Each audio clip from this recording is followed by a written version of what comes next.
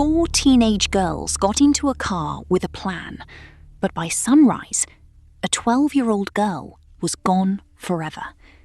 And what they admitted to police shocked America. 12-year-old Shanda Sharer had been dating a 15-year-old girl named Amanda Heverin. Another 14-year-old girl, Melinda Loveless, believed Amanda was hers. On that cold winter night, Melinda and 3 friends, Laurie Tackett, 18, Hope Rippey, 15, and Tony Lawrence, 15, drove to Shanda's home, lured her outside, and took her. By dawn, Shanda was no longer living. The method of her passing was so severe that prosecutors initially struggled to charge the perpetrators as juveniles. The case would redefine how America prosecutes adolescent offenders. This is her story. Shanda Renee Sharer, born June 6, 1979, raised in Louisville, Kentucky, and later Jeffersonville, Indiana. A 7th grader at Hazelwood Middle School, described by teachers as bright, creative, sensitive. She loved music, art, and making people laugh. She was exploring her identity, navigating early adolescence, discovering who she was. She was 12. She had her whole life ahead of her. And then, in one night, 4 other children themselves, made a choice that ended everything. Melinda Loveless, 14, was the daughter of a Vietnam veteran with a history of causing harm within the home.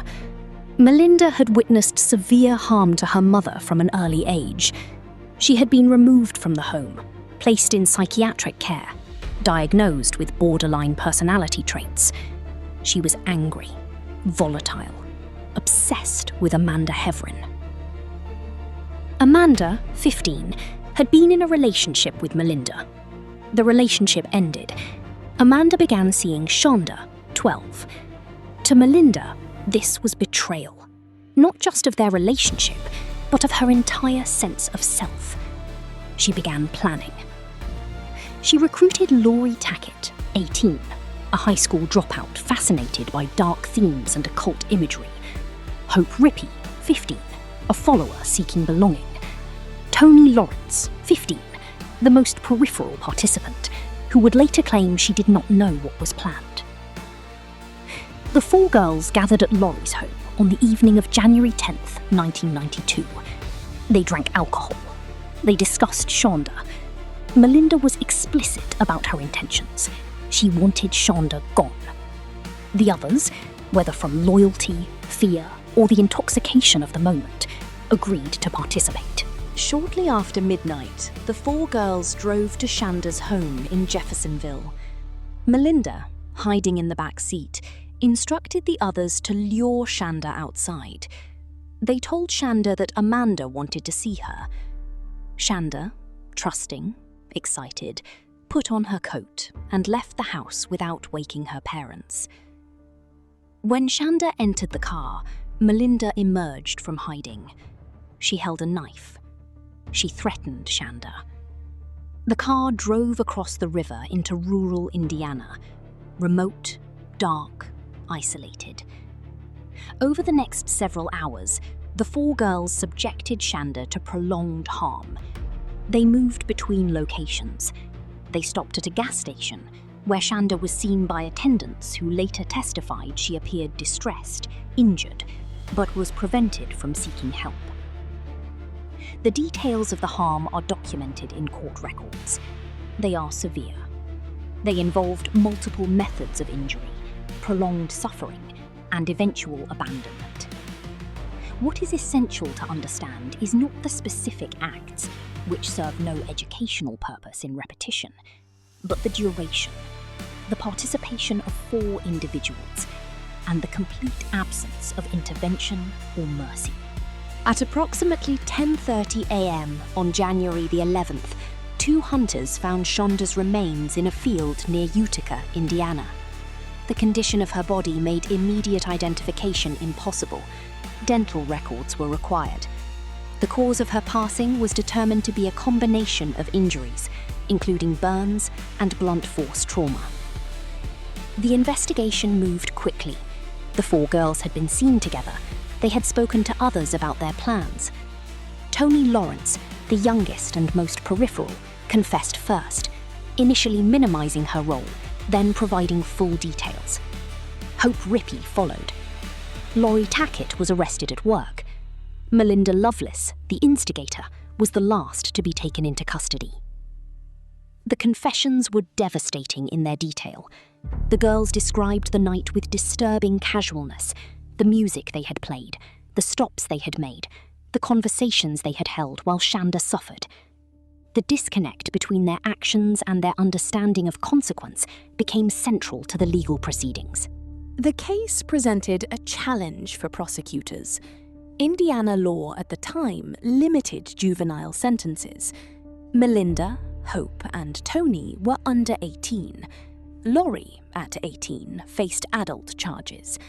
But the severity of the harm demanded accountability beyond what juvenile statutes allowed.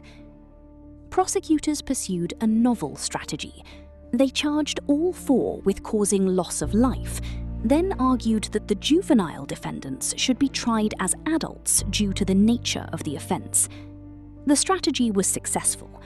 Melinda Lovelace, 14, became one of the youngest individuals in Indiana history to be tried as an adult.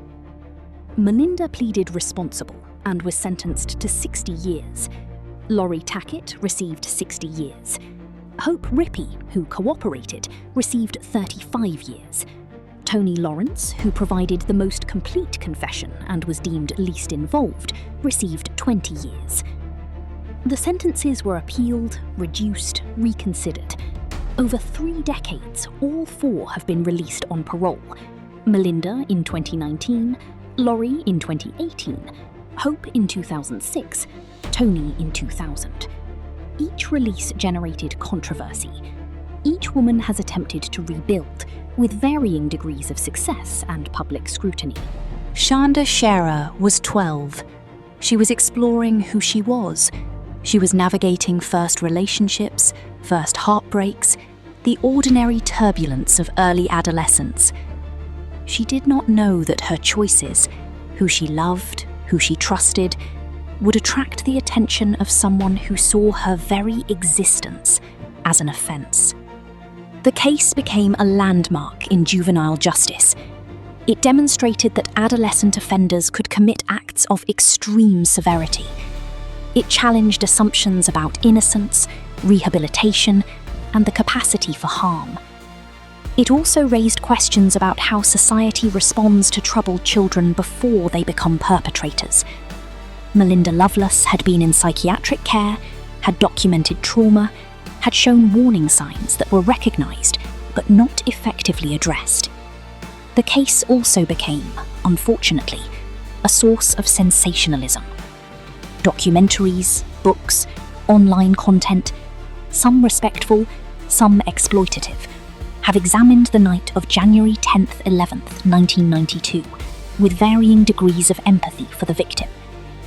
Shanda's family has largely avoided public attention, seeking privacy rather than platform. The questions that persist: could Shanda have been protected? Could Melinda have been reached before her rage became lethal? What responsibility do the other 3 bear? Were they equally responsible, or were they drawn into something they did not fully comprehend?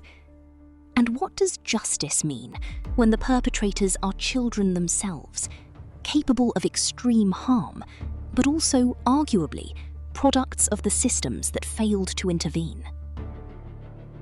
The 4 women released have given limited interviews. Melinda Lovelace has expressed remorse, participated in victim-offender dialogue programs, and attempted to understand her own actions. Laurie Tackett has maintained a lower profile. Hope Rippey and Toni Lawrence have largely disappeared from public view. Whether any have achieved genuine accountability, whether such accountability is even possible, remains debated.